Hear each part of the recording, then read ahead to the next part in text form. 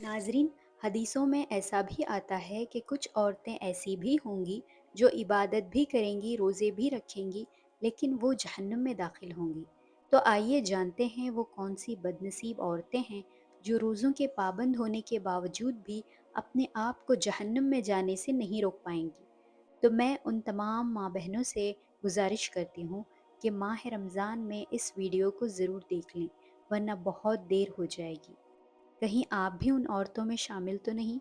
اگر آپ میں بھی ایسی خصلت موجود ہے تو آپ بھی سچی توبہ کر لیں تاکہ آپ بھی جنت کو پالیں۔ السلام علیکم ورحمۃ اللہ وبرکاتہ۔ ناظرین، رمضان کے مہینے میں روزہ رکھنا ایک عظیم عبادت ہے اور ہم سب پر فرض ہے کہ ہم اس ماہ کی برکتوں سے بھرپور فائدہ اٹھائیں۔ لیکن ایک سوال یہ بھی آتا ہے کہ صرف روزہ رکھنے سے جنت میں داخلہ ملے گا؟ کیا روزہ رکھنا ہی کافی ہے؟ اس ویڈیو میں ہم 5 ایسی خواتین کی بات کریں گے جو روزہ رکھنے کے باوجود جنت میں داخل نہیں ہوں گی۔ اس ویڈیو کا مقصد آپ کو یہ بتانا ہے کہ اسلام میں روزے کا مقصد صرف کھانا پینا چھوڑنا نہیں، بلکہ ہماری عبادات، اخلاق اور کردار بھی بہت اہم ہیں۔ تو آئیے اس ویڈیو میں ہم جانتے ہیں کہ وہ کون سی 5 خواتین ہیں جو اپنے عمل کی وجہ سے جنت میں داخل نہیں ہو سکیں گی۔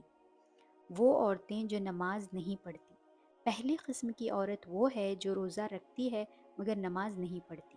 نماز اسلام کے 5 ارکان میں سے ہے اور نبی کریم صلی اللہ علیہ وسلم نے فرمایا، نماز دین کا ستون ہے، جو نماز چھوڑ دیں اس نے دین کا ستون گرا دیا۔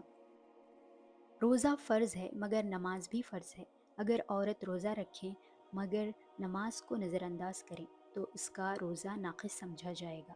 نماز کے بغیر روزہ مکمل نہیں ہو سکتا اور اس کا انکار جنت میں داخلے میں رکاوٹ بن سکتا ہے۔ ایک اور حدیث میں نبی کریم صلی اللہ علیہ وسلم نے فرمایا، پہلی چیز جس کا حساب قیامت کے دن ہوگا وہ نماز ہے۔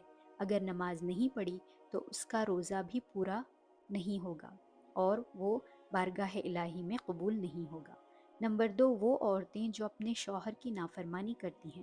دوسری قسم کی عورت وہ ہے جو اپنے شوہر کی نافرمانی کرتی ہے۔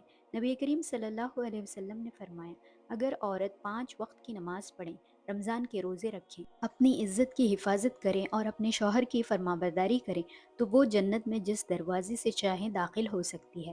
اس کا مطلب یہ ہے کہ اگر ایک عورت روزہ رکھتی ہے لیکن اپنے شوہر کے حقوق کو نظر انداز کرتی ہے یا اس کی نافرمانی کرتی ہے تو اس کے لیے جنت میں داخلہ مشکل ہو سکتا ہے۔ یہ بات سمجھنی بہت ضروری ہے کہ شوہر کی فرمانبرداری عورت کے دین اور اخلاق کا حصہ ہے۔ نمبر 3، وہ عورتیں جو تکبر یا غرور کرتی ہیں۔ تیسری قسم کی عورت وہ ہے جو تکبر یا غرور کرتی ہے۔ نبی کریم صلی اللہ علیہ وسلم نے فرمایا، جو شخص دل میں تکبر کا ذرہ بھی رکھے گا وہ جنت میں داخل نہیں ہوگا۔ تکبر ایک بہت بڑی بیماری ہے جو انسان کے دل میں بیٹھ جاتی ہے۔ اللہ تعالیٰ نے فرمایا، اللہ تکبر کرنے والوں کو پسند نہیں کرتا۔ اس کا مطلب یہ ہے کہ روزہ رکھنا اور ظاہری عبادات کرنا اگر تکبر کے ساتھ ہو تو اس کا کوئی فائدہ نہیں۔ یاد رکھیں، جنت تک پہنچنے کے لیے ہمیں عاجزی اختیار کرنی ہوگی۔ نمبر 4، وہ عورتیں جو غیبت اور چغلی کرتی ہیں۔ چوتھی قسم کی عورت وہ ہے جو غیبت یا چغلی کرتی ہے۔ نبی کریم صلی اللہ علیہ وسلم نے فرمایا، کیا تم میں سے کوئی اپنے مردہ بھائی کا گوشت کھانا پسند کرے گا؟ تم تو اسے برا سمجھو گے۔ غیبت کرنا یا کسی کے بارے میں برا کہنا روزے کے ثواب کو ضائع کر دیتا ہے۔ غیبت کی سزا بہت سخت ہے۔ روزہ تو عبادت ہے، لیکن اگر کسی کی عزت کا خیال نہیں رکھا تو وہ عبادت کا پھل نہیں ملے گا۔ اس لیے ہمیں غیبت سے بچنا چاہیے اور دوسروں کی عزت کرنی چاہیے۔ نمبر 5، وہ عورتیں جو حجاب کا احترام نہیں کرتی۔ پانچویں قسم کی عورت وہ ہے جو حجاب کا احترام نہیں کرتی۔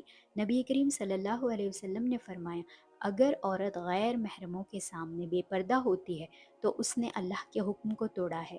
حجاب اسلام کا ایک اہم رکن ہے اور یہ عورت کی عزت، وقار اور پاک دامنی کی علامت ہے۔ اگر ایک عورت روزہ رکھ رہی ہے مگر وہ بے پردہ ہو تو یہ اس کے عمل کو ضائع کر سکتا ہے۔ حجاب کی پابندی کرنا بہت ضروری ہے کیونکہ یہ نہ صرف ایک جسمانی پردہ ہے بلکہ روحانی پردہ بھی ہے۔ یقیناً اللہ تعالیٰ کی رحمت بے انتہا ہے اور وہ توبہ کرنے والوں کو معاف کرتا ہے، لیکن ہمیں چاہیے کہ ہم رمضان کے مہینے میں اپنے عمل کو درست کریں۔ روزہ رکھنا ایک عظیم عبادت ہے، لیکن اس کا مقصد صرف کھانا پینا چھوڑنا نہیں، بلکہ ہماری عبادات، اخلاق اور کردار کا بھی احتساب کرنا ہے۔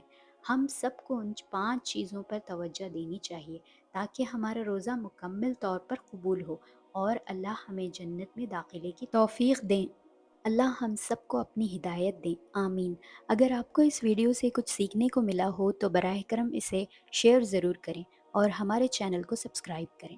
اللہ ہمیں اپنی ہدایت دیں، آمین ثم آمین یا رب العالمین۔